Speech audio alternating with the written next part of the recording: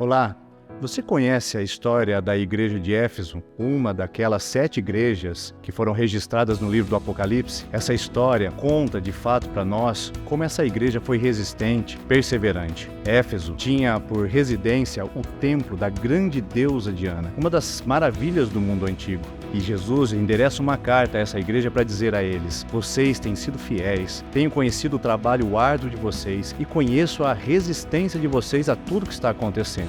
Diante de tudo que eles estavam realizando para Jesus, havia uma palavra de contradição. Jesus disse a eles: tenho, porém, contra vocês que vocês deixaram o primeiro amor. Eis o grande perigo, perder o Senhor da obra enquanto se faz a obra. Essa igreja, apesar de resistente e de árdua no trabalho, acabou se desapegando, se desprendendo do primeiro amor. Este é o risco que nós corremos como igreja, de fazermos um trabalho, mas desapaixonados, de estarmos na igreja, mas já não com aquele entusiasmo e com o coração queimando como deveríamos. Então, vamos mergulhar mais nesse assunto, aprender mais sobre os riscos que essa igreja correu naquele período, que nós também corremos nos dias de hoje. E eu quero convidar você então, para a gente aprofundar mais sobre isso no próximo vídeo. Fique ligado e a gente se vê lá.